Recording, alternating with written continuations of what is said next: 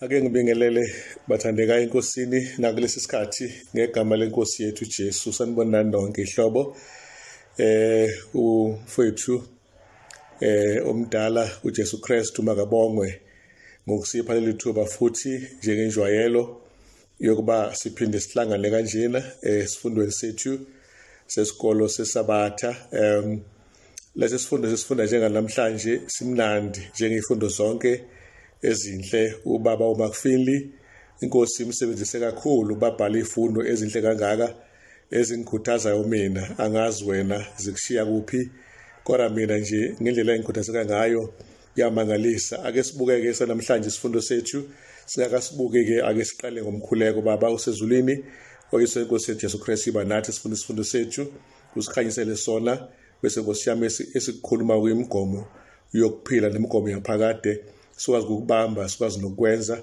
practical empilweni zethu ngoJesu. Yakhulekela izwi lakho elifundwa manje kuzobe phakade. Amen. Hlobo sami esithandekayo, njengoba sihlala senza-ke siqala ngayo indima yethu ekhanda oqala uJohane hloko 5 uverse 13 phansi kwesihloko esithi ukwaba ngendaba kaJesu, sharing the story of Jesus.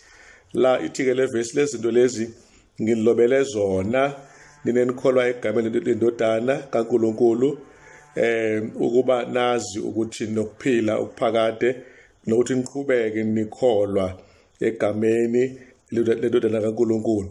Uyazi indima yethu ekhanda ibonisa ukuthi uJohane uma lencwadi eyiloba inkosi umoya engcwele isimphefumulele, injongo yakhe kwakukuba abazalwane ababephila ngesikhathi sakhe abamamukele uJesu bekholwa egameni lakhe bakwazi ukuqonda banokuphila okuphakade, okuyisimo sesiqiniseko okumele wonke umuntu okholwayo abe naso namhlanje, ukuthi njengoba sikholwa nje inkosi yamakhosi eyasifela nasiyasindisayo sinokuphila okuphakade, asiqhubeke nokukholwa kuleli gama likaJesu oyinkaNkulunkulu konje oyindodana kaNkulunkulu. Sihlobo sami esithandekayo, engikutholileyo nje sifundeni ukuthi ayikho into engamandla angaphikisa ubufakazi bomuntu, njengoba sekushiwo ngaphambili ukuthi ebufakazini bomuntu kunamandla ayisimangaliso akwazi ukuthi abonakale. Ayikho into elikhulumela kahle ivangeli njengokuthi umzalwane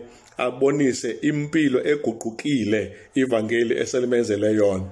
And then le mpilo ke eguqukileyo bazalwane ngiyayazi ngoba nami ngaguquka ngimncane, ngiyasikhumbula ngisho esikoleni ngashintsha kakhulu bengwenza ngaba umuntu oqondile ngenxa yokuthi ngase ngiguqulwe ivangeli. Kwaba ufakazi lokho kothisha bami nakubafundi simphakathini wangakithi, kwabonakala ukuthi kukhona inguquko eyazi babeze bakhulume nangayo bebona ukuthi into ephathekayo. Namanje sengikhulile kuningi ubufakazi ubonisayo ukuthi lempilo yami yaguquka at some point yakhathi esithile ngaphambili, even namanje iqhubeka iguqukile ngamandla nangomusa kaNkulunkulu. Ngakho ke kubujabulisile kakhulu ukuthi asidingi ukuthi makabe sishumayela siveze ukuba singabaphethe iqiniso, abanye baphethe into eyilona iqiniso, kodwa kubalulekileyo ukuthi sibabonise ukuthi inhliziyo yethu iguquliwe umusa kaNkulunkulu, yathathekiswa uthando lwakhe,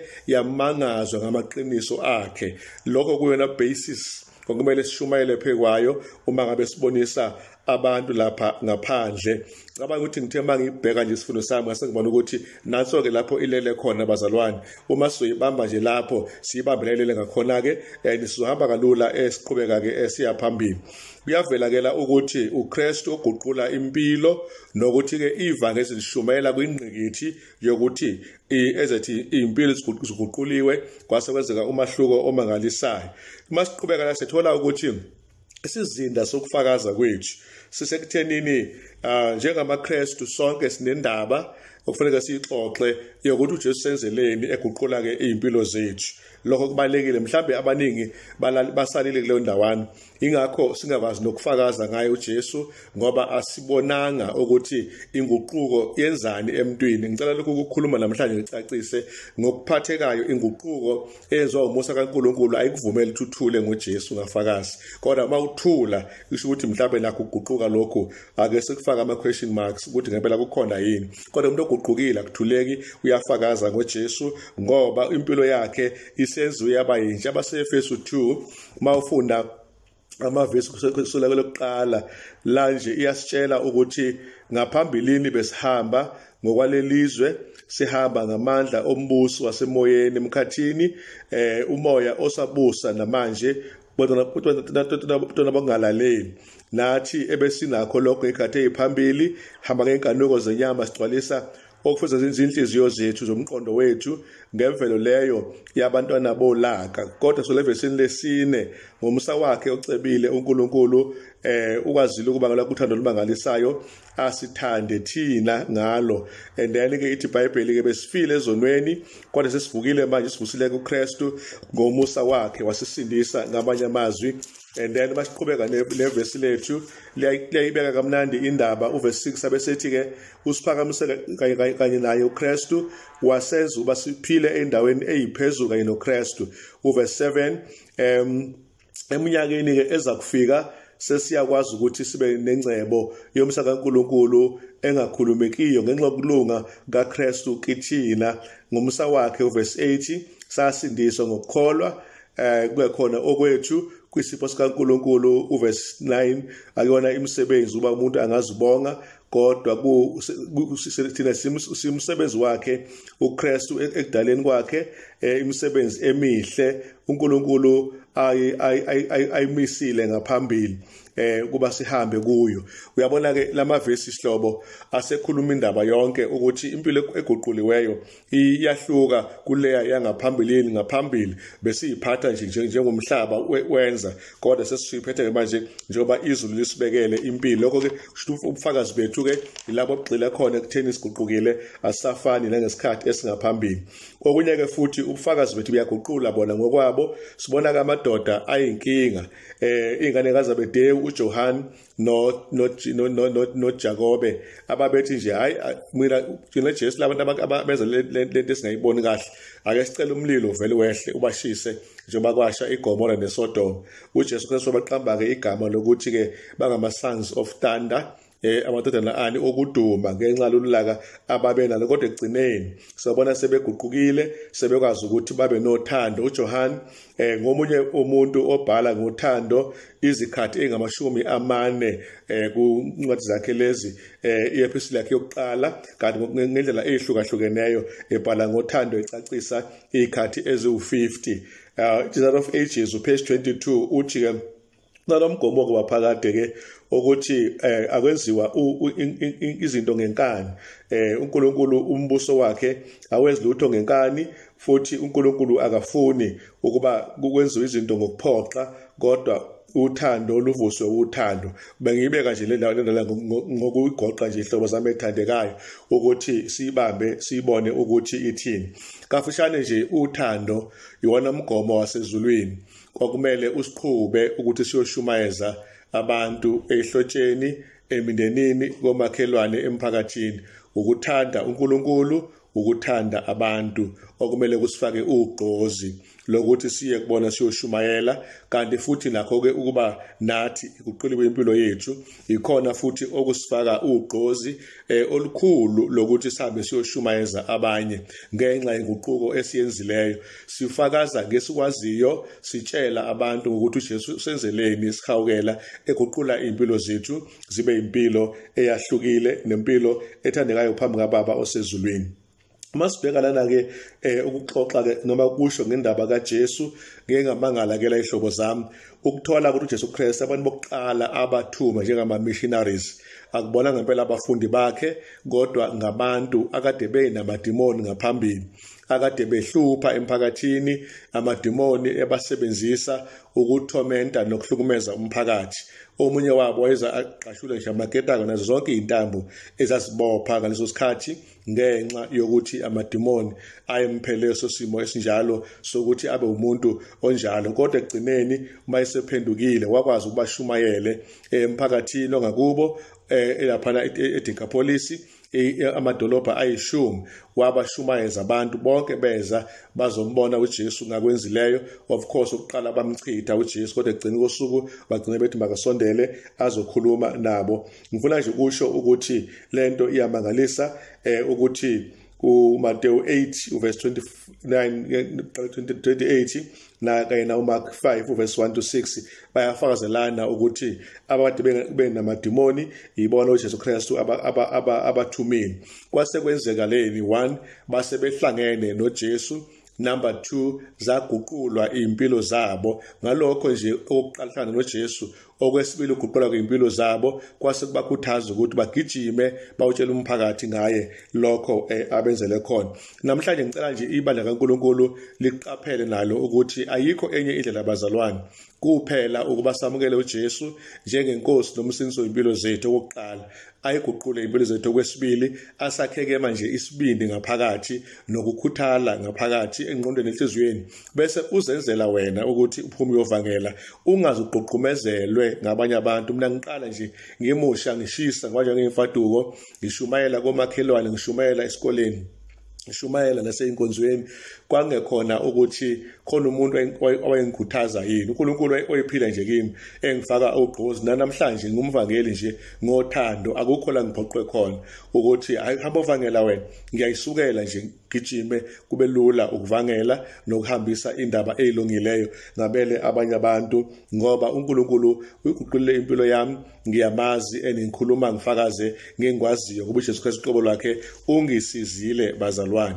Engikuthandayo nje ukuthi angidingi ukuphakama nokuxhosha ngalokho, kodwa ngidinga sonke isikhathi ukuthi ngiphakamise uJesu eyinkosi yami kanye nomsindisi wokuphila kwami. Soqhubeka ke la bengisafakazela nje ukuthi eyami impilo iqhubelayo bazalwane iyakwazi ukukhuluma ngoJesu. Nomlomo wami awusabi ukufakaza ngaye ngoba impilo yami iguqula. Namhlanje ngiyawezwa lawo mandla uguqulwa nguye.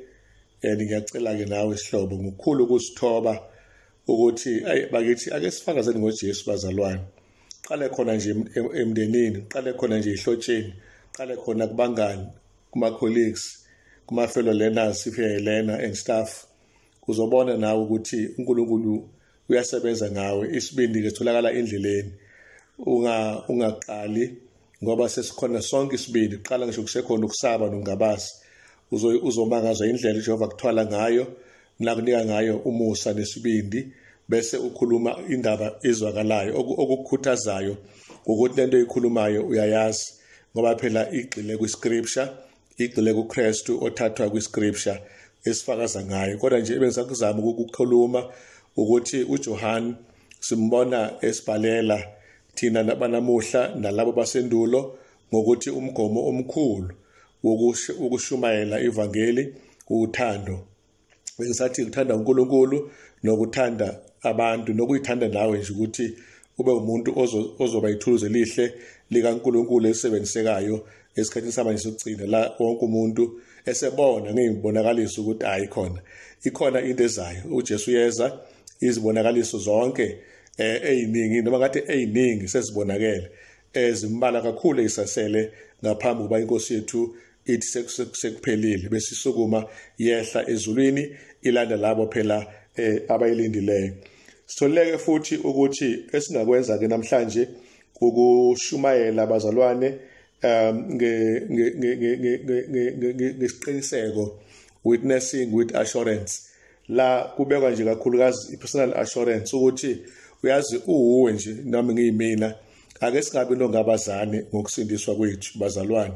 Ake singabi nongabazane ngenguquko esiyenzekile kithi.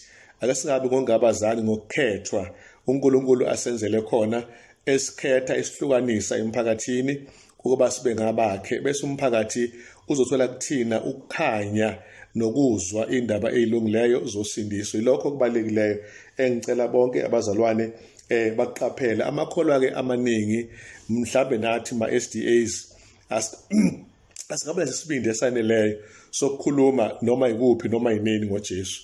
Ngiyacela ake sisakhe isibindi, asakhe uNkulunkulu ngaphakathi kwethu. Engabikho umuntu osaba ukukhuluma ngoJesu wakhe amthandayo. Khulume nje hayi kabi kodwa ngesibindi la ngendlela enenhlonipho ukuze abantu bakwazi ukuthi bamukele. Nawo ke umqondo engithanda ukuba siqapheleke namhlanje, ubaba uFili uyasibhalela ke ngomshumayeli ohlakaniphileyo othi uma ezibuka yena akaliboni ithuba lokusindiswa, kodwa uma ebuka uJesu akaliboni ithuba lokulahlwa. Ngamanye amagama uthi lo mshumayeli, kimina into yokuba ngisindiswe ngokwami anginayo, kodwa kuNkulunkulu kuJesu anginakulahlwa, ngingasindiswa ngokupheleleyo.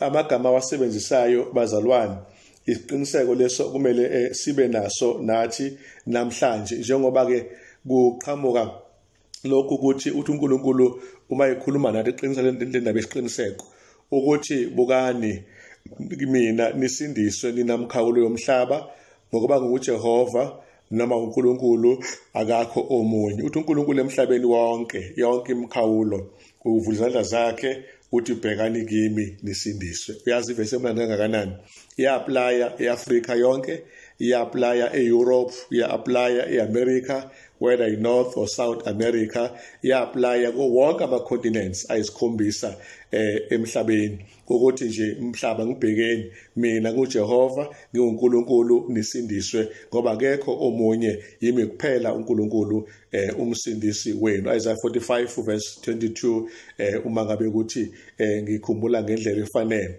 Now inkosi yethu ke ifuna ukuba sibe ngabantu abajabulile ekusindisweni kwethu, sibe ngabantu abakhululekileyo sibe ngabantu abakhululekile bazalwane, and then ngenxa yosindiso alilethayo sibe ngabalungisisiweyo ngenxa yomusa ofika kuthina ngaphandle kokuba siwukhokhele, sibe ngabantu abangenakho ukulahlwa, ngoba masise kuKristu Jesu akusekho ukulahlwa. KwabaseRoma 8 verse 1 kanti 5 verse 1 yena uyabonisa la ukuthi masise kuyena futhi uJesu Kristu inguquko esiyenzekileyo, sesifile esonweni, sesiphila impilo enhle njengoba isho KwabaseRoma 6 verse 6. Umuntu omdala usefile, bheka sekuphila umuntu omusha kithini.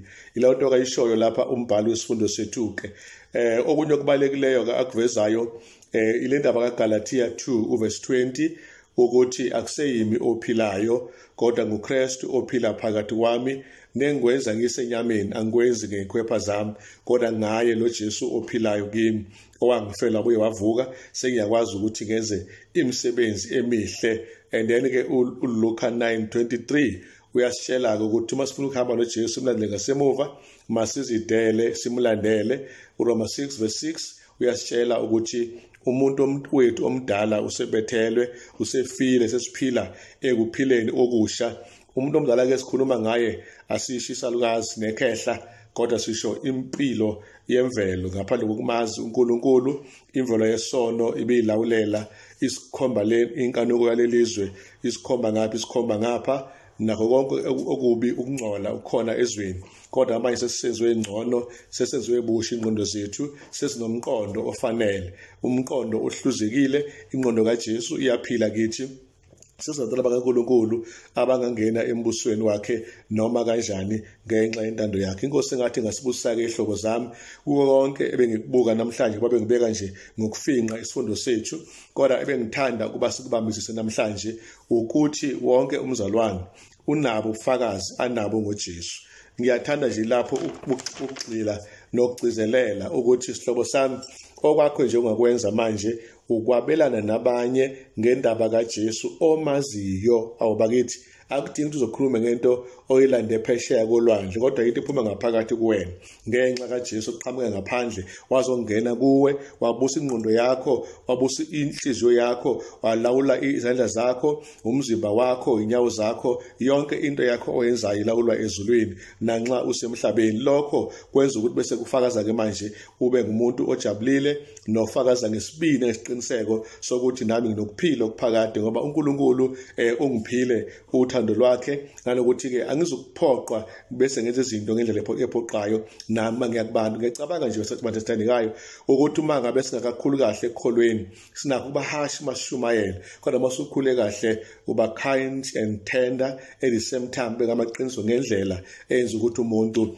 okulalele athande futhi athathekiswe ilamaqiniso owabekayo. Ngokufushane ke nje uma sesiyiphetha sibuyela emuva lapha endiwaneni yekhanda kuba siyibukisise nje kancane ukuthi uJohn walobela abangcwele besikhathi sakhe, nathi esilobela kulabo abakholwa egameni likaNkulunkulu kaNkulunkulu uJesu Kristu kuba baqonde banokuphila kuphakade baphinde futhi baqhubeke nokukholwa kuleli gama likaNdodana kaNkulunkulu. So sesiyazi manje sinokuphila okuphakade ngokukholwa kuJesu Kristu, sesiyazi sinokuphila okuphakade asiqhubekeni ke sikhole nguye, singabe sesihlehlela emuva ebhujisweni kodwa sinamathele kuye, sinamathele kuyena njengani nje njenge tattoo emzimbeni womuntu, singahlukani naye uJesu. Ungabi lula uba sisuke kuye noma ngabe sekwenzakalani. Hlobo sami, noma phi lapho ukhona, lesifundo sethu besimnandi sizoba mnandi. Ngicela kube khona okugcinayo engqondweni enhlizweni okufunde esisune saleli viki ozokwazi ukuthi uqhubeke nakho. Engicelayo nje ngicela sifuze uJesu, sifuze abaprofeti, sifuze abapostoli, sibe naye ngaphakathi, sifakaze ngaye ngesibindi nangesiqiniseko esimangalisayo. Inkosi ke ikubusise noma kuphi lapho ukhona. Siyema lapha lesifundo sethu okwamanje, ake sigobise amakhanda ngomkhuleko. Yiso inkosi Jesu Kristu, Baba usezulwini, siyasibonga ngesifundo sethu, siyacela ukuthi usenze lesi sifundo sithathekise nakithi sonke, sibe mnandi, siphinde siphatheke, sisinikeze application ezimpilweni, ikakhulukazi ukufakaza ngesibindi, sifakaza ngoJesu simazini ukuqonda njengamaKristu ukuthi wonke umuntu ongumKristu khona indaba ngoJesu angayixoxa yenguquko enzeke kuyena. Sikhuluma ngesikwaziyo, sifaze ngesikubonileyo, sisawukeleke indlela eyodwa, siyibandla, siphaphame ebuthongweni, siyimndeni, singabazalwane ngamunye, singabefundisi, siphume siyosebenza. Lokho umthando zami egameni likaJesu oyinkosi bongamanje noma uzwe phakade. Amen.